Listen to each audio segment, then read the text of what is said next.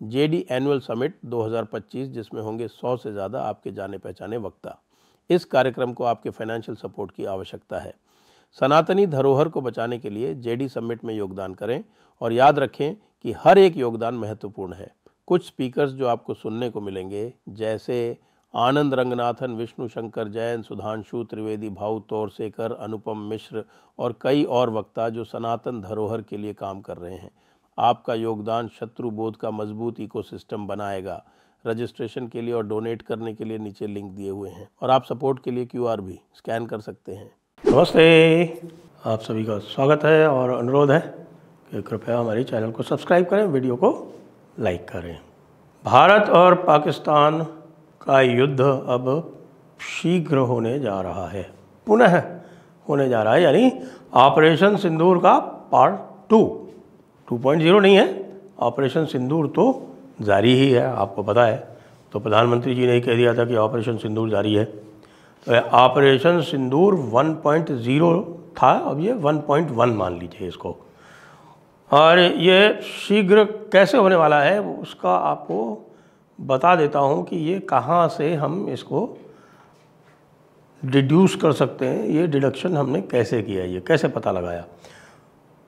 ये बात सीधे सीधे chief of army staff Indian army Upendra Dwivedi ji ने अभी 3 दिन पहले कही है कि अब भारत और पाकिस्तान का युद्ध शीघ्र होने वाला है। और आपने सुना होगा हमारे जो ये फील्ड मार्शल हैं, उनकी जो न्यूक्लियर थ्रेट है वो उसके बाद आई है। ये पॉइंट जो है वो अधिकतर लोगों ने मिस कर दिया, इसको कोऑर्डिनेट नहीं किया, इसको कोरिलेट नहीं किया। क्योंकि ये जो मुल्ला मुनीर है ये बड़ा पागल किस्म का इंसान है। पागल किस्म का इंसान इसलिए है क्योंकि ये हाफिज़ है। यह हर चीज़ को मानता है कि दुनिया की हर चीज़ जो है वो कुरान से चलती है। और कुरान से चलती है तो कैसे चलती है, अगर आप जाएंगे तो कुरानिक कॉन्सेप्ट ऑफ वॉर में देखेंगे तो कुरान में यही लिखा है कि साहब कि वो अल्लाह जो है वो अबाबील भेज देगा। और अबाबील एक तरह के एक पक्षी होता है और वो अबाबील जाके दुश्मनों की जो सारी फ़ौजें हैं उनको मार देगा।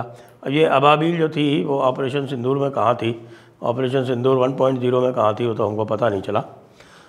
लेकिन अब ये बिल्कुल स्पष्ट है कि भारत को ये पता चल गया है कि अमेरिका का जो ये पूरा का पूरा नाटक था सीज़ फायर वाला, कि हमने सीज़ फायर करा दिया, हमने सीज़ फायर करा दिया, वो सीज़ फायर कराने का पूरा नाटक भारत और पाकिस्तान के बीच में एक इक्विवेलेंस स्थापित करना और इस इक्विवेलेंस के ज़रिए फिर मैटर को कश्मीर तक ले जाना है। तो भारत मैटर को कभी भी कश्मीर तक ले नहीं जाने देगा। तो इसलिए भारत के पास इस समय मौका है। मौका क्यों है? क्योंकि पाकिस्तान की ये पूरी एयर डिफेंस जो है ये सब खाली पड़ी हुई है। खाली पड़ी हुई है क्यों? क्योंकि सारे जो रेडार हैं वो टूट चुके हैं। एक भी रेडार इस समय वहाँ पर फंक्शनल नहीं है। जो कुछ भी है वो युद्ध के पहले घंटे के अंदर समाप्त हो जाएंगे। तो भारत के लिए इस समय ये ऐसा एक अवसर है कि ये जो ट्रंप की बेवकूफ़ियाँ हैं, और ट्रंप ने ये पता नहीं क्या सोच के कि साहब ये मुल्ला मुनीर जो है वो उनको भारत के ऊपर कोई लिवरेज दिलवा देगा, ये सोच के और उससे वो कमाई कर लेंगे, ये सब उन्होंने सोचा और शुरू किया। वो मामला सारा गड़बड़ चल रहा है क्योंकि ये पूरा का पूरा क्षेत्र जो है वो इस समय बाहर है पाकिस्तान के कब्ज़े से। और यही वो क्षेत्र है जहाँ मुल्ला मुनीर कमिट करके आया है USA को कि वहाँ पर वो उनको माइनिंग दिलवाएगा, मिनरल्स दिलवाएगा, ऑयल दिलवाएगा, गैस दिलवाएगा और पता नहीं क्या क्या दिलवाने वाला है। और बलूचिस्तान इस समय पूरी तरह से आउट है। और कल ही उन्होंने अपना इंडिपेंडेंस डे मनाया है। इंडिपेंडेंस डे यूँ क्योंकि जब भारत और पाकिस्तान का बंटवारा हुआ था और जब उनका पार्टीशन हुआ था तो कलाट, जो कि बलूचिस्तान का जो सबसे बड़ा भाग था, वो कलाट को भारत और पाकिस्तान से अलग मानते हुए 11 अगस्त को ही स्वतंत्रता दे दी गई थी। तो कलाट 11 अगस्त को ब्रिटेन से स्वतंत्र हो गया था और कलात का संबंध जो था वो सीधे ब्रिटेन की सरकार से हुआ करता था, वाइसरॉय ऑफ इंडिया के माध्यम से नहीं हुआ करता था। तो इस हिसाब से उसकी स्थिति जो थी वो नेपाल और श्रीलंका जैसी थी। तो वो स्वतंत्र हो गया था 11 अगस्त को। तो 11 अगस्त को उसने अपनी स्वतंत्रता का दिवस भी मना लिया। अब मुल्ला मुनीर ने ये धमकी इस हिसाब से दी है, वो कह रहा है कि साहब कि वो पूरे आधी दुनिया को अपने साथ लेके डूबेगा। तो लेकिन आधी दुनिया को लेके डूबेगा कैसे, क्योंकि उसकी जो सबसे दूर मार करने वाली जो मिसाइल है वो है शाहीन 3। और शाहीन 3 के रेंज जो है, अगर इस तरफ मैप किया जाए तो शाहीन 3 की रेंज जो है वो यहाँ तक आती है, यानी 2700 किलोमीटर करीब आती है। अंडमान तक भी नहीं पहुँच पाती है। अंडमान निकोबार जो है उससे आउट है। भारत के पास जो सबसे लंबी मिसाइल है यानी अग्नि, जिसको 10,000 से 12,000 बोलते हैं, तो आप समझ लीजिए कि 10,000 से 12,000 का मतलब ये है कि यहाँ से यहाँ तक तो कवर हो जाता है। और वैसे मुझे ये बताया गया है कि इसका जो मर्व कॉन्फ़िगरेशन है उसमें जो अग्नि 5 की जो लंबी दूरी मार करने वाली जो मिसाइल है वो 15,000 से किलोमीटर से अधिक जाती है। और 15,000 किलोमीटर का मतलब ये है कि वो यूएसए तक पहुंच सकती है। उसकी जो रेंज है वो भारत छुपा के रखता है। तो अब ये कह रहा है कि साहब कि ये न्यूक्लियर मिसाइल चलाएंगे। इनके पास जो न्यूक्लियर मिसाइल है, इनके पास जो 170 जो वॉरहेड्स हैं, उसमें 170 में से करीब 60-70 वॉरहेड्स ऐसे हैं जो 60-70 किलोमीटर वाले हैं। जी हाँ, 60-70 किलोमीटर। तो ये 60-70 किलोमीटर वाली बैलिस्टिक मिसाइल चलाएंगे। वो 60-70 किलोमीटर वाली बैलिस्टिक मिसाइल से भारत का क्या होना है। इन्होंने शाहीन 1 तो चलाई थी दिल्ली के ऊपर, आपको पता है, और वो शाहीन 1 भारत ने 2 आकाश से ही उड़ा दी थी। S-400 की ज़रूरत ही नहीं पड़ी थी उसमें। 2 आकाश मिसाइल ने ही उनको सिरसा के ऊपर उड़ा दिया था। तो फिर वही वाली बात आ जाती है कि फिर ये मुल्ला मुनीर जो है धमकियाँ क्यों दे रहा है। ये धमकियाँ इसलिए दे रहा है कि भाई इस तरह से धमकी देके जो वेस्टर्न कंट्रीज़ हैं, यूएसए है, इनको सबको इन्वॉल्व कर ले और भारत जो है वो अगला अपना राउंड जो है हमला करने वाला है वो नहीं करे। भारत ने ये कह रखा है कि भाई जो कोई भी टेररिस्ट अटैक भारत के ऊपर होगा और उसको यदि पाकिस्तान तक ट्रेस हो गया वो, तो हम तुरंत हमला कर देंगे। बिकॉज हम वेट नहीं करेंगे। इस बार वो कुछ नहीं होगा जो पिछली बार हुआ था कि नहीं हम टेररिस्ट